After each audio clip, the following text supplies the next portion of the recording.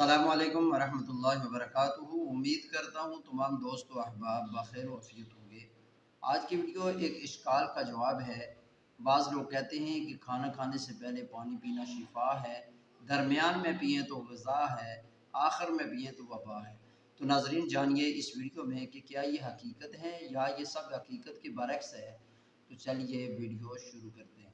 کھانے کے دوران پانی پینا بھی ٹھیک ہے، نہ پانی پینا بھی ٹھیک ہے۔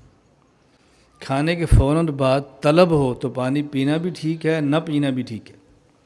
یہ جو ہمارے یہاں باتیں معروف ہو گئی ہیں نا، کھانا کھانے سے پہلے پانی پینا شفا ہے، درمیان میں پئیں تو غذا ہے، آخر میں پئیں تو وبا ہے، یہ ہمارے یہاں مشہور ہو گئی۔ کوئی غذا کہتے ہیں، کوئی دوا کہتے ہیں۔ شروع میں پئیں تو شفا ہے، درمیان میں پئیں تو دوا ہے، اور آخر میں پئیں تو وبا ہے۔ نہ شروع میں شفا ہے، نہ آخر میں وبا ہے۔ یہ ہر بندے کی طلب پر ہے۔ بس ایک بندے نے سوکھی روٹی کھائی ہے، اس کو شدید پیاس لگی ہے، وہ کھانے کے بعد پانی پینا چاہتا ہے، آپ اس کو پینے نہیں دے رہے۔ بتاؤ وہ پانی پینے سے مرے گا یا نہ پینے سے مرے گا؟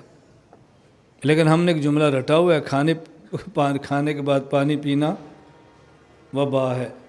وہ اس وبا کو ختم کرنے کے لیے شفا والا پانی پی رہا ہے، آپ کہتے ہیں وبا ہے۔ ان جملوں کو سمجھا کرو۔ طلب ہے تو پہلے پی لیں، نہیں طلب تو پہلے مت پئیں کہ میں نے کھانا کھانا ہے۔ طلب ہے تو درمیان میں پی لیں، نہیں طلب تو مت پئیں۔ طلب ہے تو کھانے کے بعد پی لیں، نہیں طلب تو مت پئیں۔ یہ بات بہت اچھی طرح ذہن نشین فرما لیں۔ صرف حدیث پاک اور رسول اکرم صلی اللہ علیہ وسلم کی سنت کو کسی کتاب میں پڑھنے سے غلط فہمی کے اندر مبتلا مت ہونا۔ کہیں الجھن ہو، شیخ بنانے کا فائدہ کیا ہے، بیعت کا مقصد کیا ہے، مرید ہونے کا مطلب کیا ہے، کہ یہ باتیں پوچھیں۔ میں اس کی مثال دوں گا تو شاید بات آپ کو جلدی سمجھ آئے۔ شہد میں شفا ہے، یہ قرآن کریم کا فیصلہ ہے۔ مجھے آپ بتائیں، اگر سخت گرمی ہو، ایک شخص آپ کے پاس ہے، مجھے گرمی لگی ہے، آپ اس کو 6 چمچ شہد پلا دو اور ساتھ قرآن کریم کی آیت پڑھ دو، فی شفاء للناس۔ وہ کہ جی میری تو بیماری بڑھ گئی ہے، تو تو الناس میں شامل ہی نہیں ہے، تو خناس ہو سکتا ہے، الناس نہیں ہو سکتا۔ اب میں قرآن کی بات مانوں یا تیری بات مانوں؟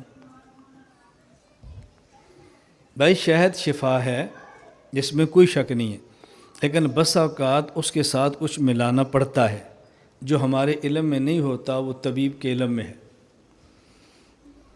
ایک شخص کو گرمی ہے، شہد ہی پلاؤ لیکن ساتھ پانی ملا دو ٹھنڈا، اب اس کی گرمی ختم ہوگی شہد کی وجہ سے، لیکن ساتھ پانی ٹھنڈا ہو۔ ایک آدمی کو سمجھ آ رہی ہے بات، سردی لگ رہی ہے، آپ اس کو شہد ہی پلاؤ، ساتھ اس کو پیاس لگی ہے، پانی ملاؤ لیکن گرم۔ اب فائدہ تو شہد سے ہو رہا ہے نا، لیکن شہد کے ساتھ کیا ملانا ہے؟ ایک آدمی کے مزاج میں خشکی ہے، شہد کھلاؤ ساتھ مکھن ملا دو، شہد کھلاؤ ساتھ کھجور ملا دو، لیکن دیکھو کس کے لیے ہے، ہر بندے کے لیے نہیں ہے۔ ہم مچھلی کھاتے ہیں، ہمارا مشہور ہے مچھلی گرم ہوتی ہے۔ اچھا یہ عجیب گرم ہوتی ہے کہ دنیا کے ہر گرم ملک کے اندر مچھلی بہت زیادہ ہوتی ہے، یہ کیسی گرم ہے؟ اب اس کا معنی کہ صرف گرمی نہیں ہے، گرمی کے ساتھ مچھلی کے اندر رطوبت بھی ہے۔ ایک ہے گرم اور خشک ہونا، ایک ہے گرم اور تر ہونا، دونوں میں فرق ہے نا۔ آپ کھجور کھا لیں اور تازہ کھجور ہو، یہ گرم بھی ہے اور تر بھی ہے۔ خشک کر کے چھوارا بنا کے کھجور کھلا لیں، گرم بھی ہے اور خشک بھی ہے، صرف تازہ اور خشک ہونے سے اثر بدل گیا ہے۔ شاید ایک درخت کا ہو تو اس کا اثر اور ہوتا ہے، دوسرے درخت کا ہو تو اس کا اثر اور ہوتا ہے۔